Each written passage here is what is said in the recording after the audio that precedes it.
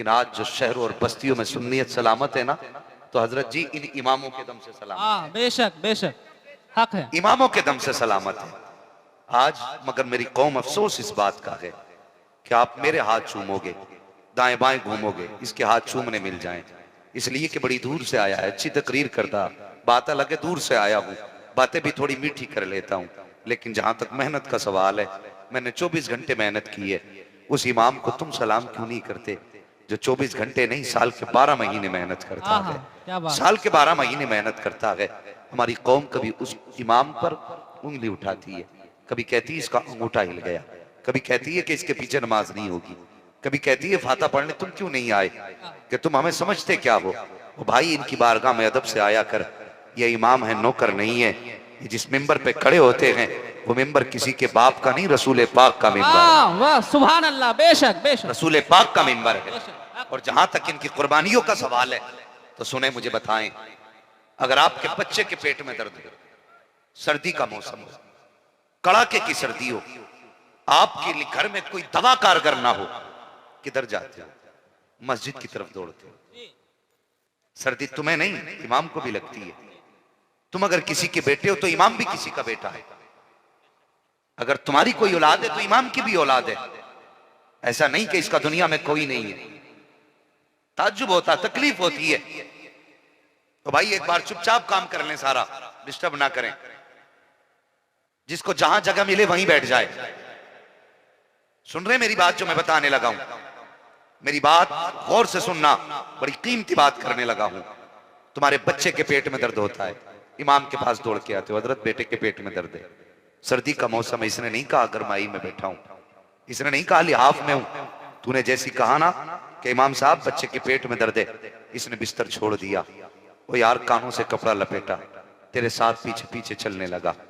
तेरे बच्चे के पास बैठ के इसने कुरान पढ़ना शुरू किया। उसके कान पे पढ़ के दम किया, सीने पे दम किया, तेरे बच्चे के सर पे हाथ रखा। वापस आया, भी दूसरा आ जाता है, इमाम साहब क्या कर रहे हो? कहा भी आके बैठा हूं, जल्दी चलो माँ की तबीयत खराब है। इसने नहीं कहा अभी सर्दी में चल के आया हूं। ये तो उठा और तेरे पीछे पीछे चल दिया। किसी की माँ के ऊपर दम, किसी के बेटे के ऊपर दम, किसी का दम निकले तो यासीन इमाम पढ़ रहा है, किसी के पेट में दर्द हो तो पानी पढ़ के इमाम दे रहा है। मुझे बता तो सही, अगर किसी के घर में मुसीबत आती है तो इमाम सूरे बकरा पढ़ रहा है। बता तो सही, इतनी मेहनतें कौन करेगा?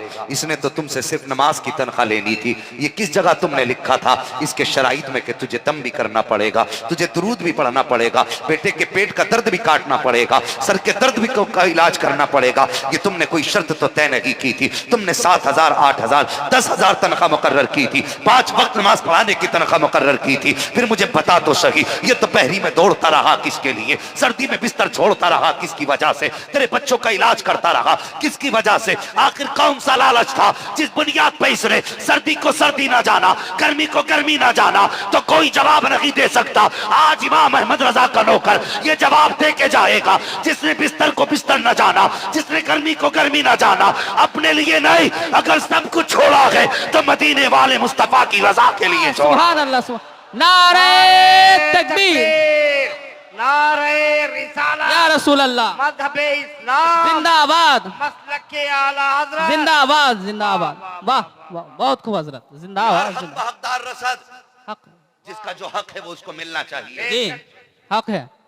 और वो कौम कभी तरक्की नहीं करती जो अपने रहनुमा की इज्जत नहीं करती। बेशक बेशक हक है हजरत। वाह, ये बात इसलिए कह के जा रहा हूं कि हमारी कौम का मिजाज है, जो दूर से आके कहेगा उसकी मानी जाएगी।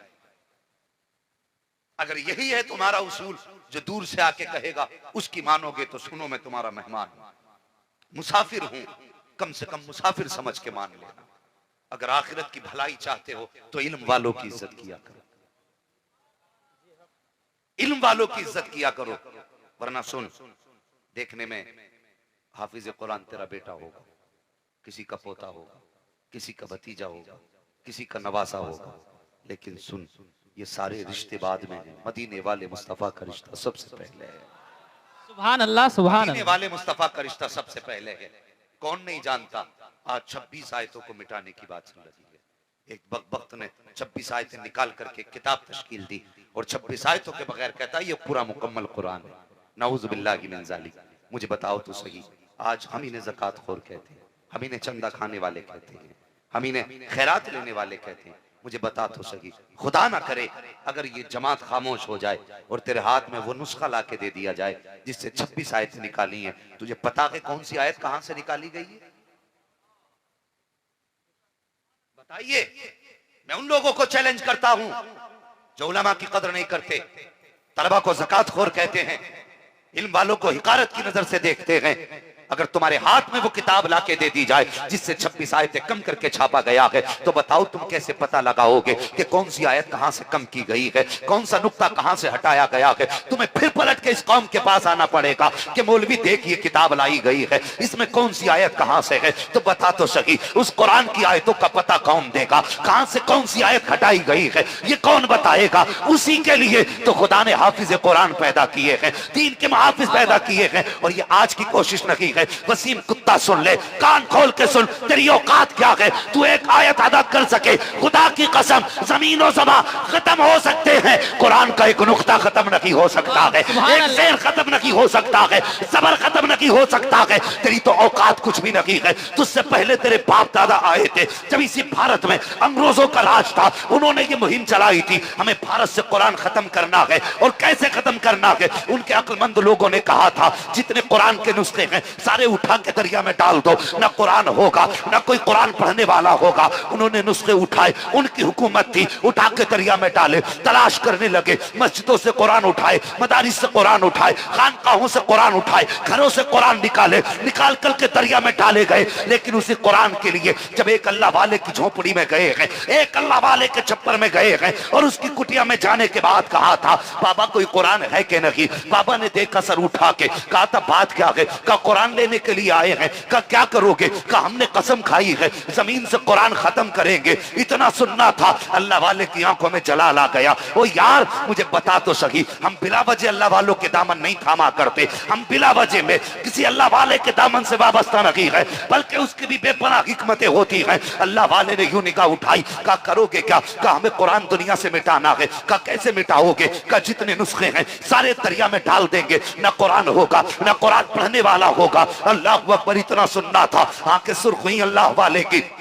और एक बच्चा सामने से गुजर के जा रहा था, आवाज दी बेटे जरा अंदर आओ। बच्चा आके कहने लगा मियाँ क्या बात है? कहने लगे बेटे ये कुरान लेने के लिए आए हैं। कहा किस लिए? कहा इनका दावा ये है कि ये कुरान को मिटा देंगे। बच्चे ने यूं देखा, वो यार मुस्तफा का उम्मती था, कोई जलील ना था, बच्चा जरूर था लेकिन दिल में इश्क मुस्तफा था। उसने कहा तुम क्या हो? तुम्हारी औकात क्या है? 7 पुश्ते भी मिल जाएं तो मुस्तफा का दिया हुआ कुरान नहीं मिटा सकती है। ये बच्चे ने जवाब दिया। उसके बाद अल्लाह वाले ने कहा था कि तुम कुरान कैसे मिटा सकते हो? कहा हम कुरान के नुस्खों को पानी में डाल देंगे, जब नुस्खा नहीं होगा तो कोई कुरान पढ़ने वाला भी नहीं होगा। इतनी बात जब उसने कही है, अल्लाह वाले ने बच्चे की तरफ देखा, कहा बेटे कभी मदरसा गया है कि नहीं? कभी मदरसे में कुरान पढ़ा है कि नहीं? कभी तालीम हासिल की है कि नहीं? बच्चे ने कहा हजरत मैं कभी मदरसे नहीं गया हूँ, कभी कुरान नहीं सीखा है। अल्लाह अकबर। इतना सुनना था। उसके बाद अल्लाह वाले ने एक निगाह बच्चे के ऊपर डाली है, सर से लेकर पैर तक देखा और उसके बाद कहा था बेटे अब कुरान पढ़ के सुना दे। अब एक निगाह का कमाल देखो, बच्चे ने कुरान पढ़ना शुरू किया है। पहला पारा मुकम्मल किया, दूसरा पारा मुकम्मल किया, तीसरा पारा मुकम्मल किया, चौथा पारा मुकम्मल किया। अल्लाह वाले ने कहा ठहर जा। उसके बाद अंग्रेज की तरफ देखा और देखने के बाद कहा था पता कहां कहां से कुरान निकालेगा? तूने मदरसे से कुरान ले लिया, मस्जिद से कुरान ले लिया, खानका से कुरान ले लिया, मेरी झोपड़ी से भी कुरान ले जा, मगर बता इस हाफिज के सीने से कुरान कैसे निकालेगा? इसके सीने से कुरान कैसे निकालेगा? उसने कहा था अगर जरूरत पड़ी तो इनके भी सर कलम करेंगे लेकिन कुरान नहीं रखने देंगे। अल्लाह वाले ने कहा था कितने सर कलम करोगे? जिधर जिधर नजर पड़ती जाएगी वो हाफिज कुरान बनते जाएंगे। नारे तकबीर, नारे रिसालत, दीन इस्लाम, दीन इस्लाम, उलमाए अहले सुन्नत, उलमाए अहले सुन्नत, नारे तकबीर, नारे रिसालत। वाह वाह सुभान अल्लाह माशाअल्लाह। जो हमेशा मुस्तफा के दीन के लिए सीना चौड़ा करके खड़ी रहती है। आज इस जमात के लिए, आज हमारी कौम अगर चंदा खोर कहे तो दिल नहीं टूटेगा? मुझे बता तो सही, अगर आज इस कौम को कोई ज़कात खोर कहे तो तकलीफ नहीं होगी? मुफ्ती साहब किबला तशरीफ फरमा है, इनसे पूछिए, इन्होंने पूरी जिंदगी दीन के लिए लुटाई है। हाँ बेशक हक है। कितने रिसाले, कितनी किताबें कौम को दी। मुझे बताइए, क्या उन किताबों के वर्कों के बदले में कोई इन्हें सोना देने आ रहा है? कोई देने वाला नहीं। इसलिए किताबें लिखी ताकि मुस्तफा की उम्मत फायदा हासिल कर सके। बेशक बेशक। पूरी जिंदगी कुरान के लिए लुटा दी इन्होंने, पूरी जिंदगी दीन के नाम कर दी। आज बंदा कहता है, हिकारत से देखता, मुल्ला जी आ रहे हैं, हाफिज जी आ रहे हैं, आज जिस तरह चाहे तू देख ले, लेकिन याद रखना अल्लाह कयामत में जब इनकी अजमतें दिखाएगा, उस दिन तू खून के आंसू रोएगा। वाह क्या बात है। जानते हो कैसे दिखाई जाएगी? वो नसीब वाले हैं वो लोग जिनके दरवाजे पे किसी हाफिज ने रोटी खा ली है। आहा सुभान अल्लाह, मुकद्दर वाला है वो शख्स सुभान अल्लाह, जिसके दस्तरखान पे कुरान पढ़ने वाले ने एक गिलास पानी पी लिया है। सुभान अल्लाह। वो मुकद्दर का धनी है जिसके घर पे मुस्तफा का मेहमान बना हो। सुभान तो यार कयामत के दिन अल्लाह फरमाएगा, ए फरिश्तों जिस जगह पे बैठ करके ये हाफिज कुरान पढ़ा करते थे, वहां की मिट्टी उठा करके ले आओ। अल्लाह अकबर, फरिश्ते मिट्टी उठा के लाएंगे, कहेंगे या अल्लाह क्या करना है? रब फरमाएगा, आज इनकी अजमत लोगों को दिखानी है। जिसे दुनिया हकीर समझती रही, जिसे दुनिया जलील समझती रही, आज इसकी अजमत दिखाई जाएगी। एक पल्ले के अंदर अल्लाह अकबर हाफिज कुरान के कदमों के नीचे की मिट्टी रखी जाएगी, दूसरे पल्ले के ऊपर गुनाहगार उम्मतों के गुनाह रखे जाएंगे। खुदा की कसम, जितने उम्मतियों के गुनाह मिट्टी के वजन के बराबर चढ़ते जाएंगे, अल्लाह उन सबको जन्नत का परवाना देता जाए। सुभान अल्लाह, सुभान अल्लाह, वाह लाजवाब, सुभान अल्लाह, बहुत खूब, जिंदाबाद जिंदाबाद। कितनी आसानी से कह के गुजर जाते हैं कि ये ज़कात खाने वाली कौम है, वो मुकद्दर का धनी है। मैंने कहा जिसके घर पे कुरान वाला खाना खा ले। वाह सुभान अल्लाह, सुभान अल्लाह, बहुत खूब। और ये बात याद रखना, जो उलमा से प्यार करते हैं उनकी नस्लें फूलती हैं। आह सुभान अल्लाह। तजर्बा है मेरा हजरत जी, जो उलमा से प्यार करते हैं उनकी नस्लें आबाद रहती हैं, और जो उलमा को हिकारत की नजर से देखते हैं वो सदा जलील रहते हैं, रोटियों के लाले रहते हैं। कम से कम आखिरत तो बेहतर कर। मेरे हुजूर ने फरमाया था, जो किसी आलिम के साथ 2 कदम चला, या किसी आलिम से 2 बातें सुनी, या किसी आलिम के साथ 2 लुक़मे खाने के खाए, और या उसके साथ 2 लम्हे बैठा, हुजूर फरमाते हैं अल्लाह ऐसे शख्स को 2 जन्नतें अता फरमाए। सुभान अल्लाह, सुभान अल्लाह, वाह सुभान अल्लाह, 2 जन्नत। जन्नत तो जानते हैं ना किसे कहते हैं? हाँ, अब्बा की चौपाल से तो अच्छी होगी, समझते हैं ना जन्नत? हाँ, तो 2 जन्नतें अल्लाह अता फरमाता, और फरमाया गया हर एक जन्नत की लंबाई चौड़ाई इस जमीन से दुगनी होगी। सुभान अल्लाह, सुभान अल्लाह। अगर 2 लम्हों में अल्लाह इतनी इज्जतें देता है, तो फिर जिसकी जिंदगी आलिम के कदमों में गुजरी होगी, उसकी इज्जत का कौन अंदाजा लगा सकता? सुभान अल्लाह, सुभान अल्लाह। सोच सकता उसके बारे में? अल्लाह अकबर। ओ भाई, इनकी इज्जत करो, इनसे प्यार करो। रोना आता, इतनी आसानी से तो कुरान सीने में नहीं उतर जाता। इनसे पूछो कितनी रात इन्होंने जाग के गुजारी है। एक बच्चा जब पढ़ने जाता है ना, तो वो माँ बाप जो अपने बच्चों को अपनी आंखों से 1 मिनट के लिए अलग करना गवारा नहीं करते। जितने यहाँ औलाद वाले बैठे हैं, जरा दिल पे हाथ रखें और सोच के बताएं, अगर सुबह से दोपहर तक बच्चा गायब हो जाए तो माँ तड़प जाती है। किससे नहीं पूछती मोहल्ले में, दरवाजे पे खड़े होके कहती है, हलचल साहब इधर से आ रहे हो, मेरा बच्चा देखा के बताना जरा। इमाम साहब इधर से आ रहे हैं, मेरा बेटा मिला कि नहीं मिला। जो गुजरता उससे पूछती, मेरा बेटा देखा है क्या। जो माँ बच्चे के बगैर 8 घंटे नहीं रह सकती, उस माँ से पूछ उसने कुरान के लिए महीनों की जुदाई कैसे सही हो। सुभान अल्लाह, सुभान अल्लाह।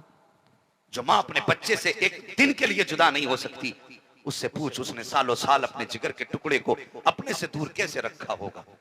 और यार कोई यूं ही तो कुरान नहीं मिल गया, कोई इतनी आसानी से आदमी हाफिज तो नहीं बन जाता। और तुम्हारे बेटे घर के अंदर होते हैं, नमक तेज हो जाए सब्जी में तो कहते हैं मुझे नहीं खाना, इसमें नमक तेज है। किसी में मिर्च ज्यादा हो जाती है तो बच्चे कह देते हैं मुझे नहीं खाना, इसमें मिर्च ज्यादा है। अगर तुम्हारे घर में बिरयानी बनी है और बेटे की मर्जी नहीं, वो कहता अम्मी मुझे रोटी खानी है, तो तुम बेटे को रोटी बना के खिलाते हो। मगर खुदा की कसम, जिस दिन से ये कुरान सीखने के लिए घर से निकला है, वो यार कौन बाप नहीं चाहता है कि वो अपने बेटे के साथ अपना वक्त गुजारे। वो यार बाप कितना भी थक के आता था, शाम को खाने की चीज लाता था, सबसे पहले बेटे को आवाज देता था। जब बेटा दौड़ के आता, बाप के हाथ से थैली लेता, तो बाप की सारी थकन उतर जाया करती थी। ओ यार वो बाप जिसकी थकन बेटे को देख के उतरती थी, लेकिन जिस दिन उस बाप ने सोचा इस बेटे को कुरान का कारी बनाना है, उसने सब्र का पत्थर सीने पे रखा है, बेटे को सीने से लगाया और सारी जुदाइयों को बर्दाश्त करके बेटे को मदरसे के लिए जब रुखसत करता है, ये नहीं है कि बाप को गम नहीं है, ये नहीं है कि बाप को बेटे का दर्द सताता नहीं है, बाप भी रोया करता है लेकिन बच्चों के सामने नहीं रोया करता, वो छुप के रोया करता है। और कुरान पढ़ने वालों, कभी माँ बाप की कदर भूल ना जाना, कभी इनकी कुर्बानियों को नजरअंदाज मत कर देना। ये मत समझना कि सिर्फ माँ प्यार करती रही है, हमारी जुदाई पे उसने आंसू बहाए हैं, नहीं, खुदा की कसम बाप भी रोया है लेकिन वो छुप छुप के रोया है, कभी कमरे में जाके रोया है, कभी खेत में जाके रोया है, कभी चेहरे पे कपड़ा डाल के रोया है, कभी आंखों को हाथों से छुपा के रोया है, इसलिए छुपा के रोता रहा कि कहीं बेटे को मेरी आंख का आंसू नजर ना आ जाए। अगर आंख का आंसू बेटे ने देख लिया तो बेटे की हिम्मत टूट जाएगी, ये सोच करके बाप छुप के रोता रहा है। इसका मतलब ये नहीं है कि बाप को तुझसे प्यार नहीं है। ओ यार, जिस दिन तू कुरान पढ़ने चला था, जिस दिन एक बच्चे ने घर से कदम निकाला था, उस दिन माँ की ममता का आंचल भी उठा था, बहन की प्यार का दुपट्टा भी उठा था। उसने भाई के सर पे हाथ रख के कहा था, ए मेरे भाई, अब ये जुदाई कुरान के लिए है, अब ये जुदाई इल्म दीन के लिए है। माँ ने बेटे के सर पे आंचल रख के कहा था, लगते जिगर मैं जुदाई बर्दाश्त कर रही हूँ, लेकिन मेरे लाल, मेरे दर्द की लाज रख लेना, मेरे प्यार का ख्याल कर लेना। ए बेटे, खाली हाथ जा रहा है, जब वापस आए तो खाली मत आना, बल्कि ये हाल हो कि तेरे सीने में कुरान की दौलत होनी चाहिए और हाथ के अंदर हिस्से कुरान की सनद होनी चाहिए। सुभान अल्लाह, सुभान अल्लाह, सुभान अल्लाह, माशाअल्लाह। ये कह के एक माँ बाप भेजते बहुत बच्चों खूब को। हजरत। कोई यूं ही तो कुरान नहीं आ जाता, समझ रहे हैं ना मेरी बात? अल्लाह तौफीक दे, खुदा करे हर घर में कम से कम एक कुरान का कारी हो, आमीन या रब्बल हर आलमीन, बाप का एक बेटा हाफिज हो। आमीन। वो नसीब वाले हैं जिनके घर में कुरान पढ़ने वाले, वरना हमने लोगों को बड़ी बेबसी की मौत मरते देखा है। हाँ, सांसें अटक रही हैं, कोई पढ़ने वाला नहीं, कोई यासीन सुनाने वाला नहीं। क्या ही अच्छा होता तूने बेटे को कुरान पढ़ाया होता, तेरी सांसें अटकने लगती, बेटा बैठ जाता और तुझे वो कुरान पढ़ के सुनाता जो तूने बेटे को पढ़ाया था। खुदा की कसम, रूह भी आसानी से निकल जाती और तेरी दुनिया भी कामयाब हो जाती, आखिरत भी कामयाब हो जाती। लेकिन हमने नहीं सोचा। अल्लाह अकबर, कोई यूं ही तो कुरान नहीं आ जाता। ये उलमा बैठे, कुरान पढ़ने वाले बैठे। एक बात और कह दूं पढ़ने वाले बच्चों से, बच्चों असातिज़ा का एहतराम करना। अगर तुम कुछ बन जाओ ना तो कभी उस्ताद को हिकारत से मत देखना। सिर्फ पढ़ने वाले नहीं बल्कि काम वाले लोगों से भी कहूंगा, जो जिस लाइन का शागिर्द है वो अपने उस्ताद की इज्जत करे। इसलिए कि माँ बाप सिर्फ जन्म देते हैं, जीने का हुनर उस्ताद देता है।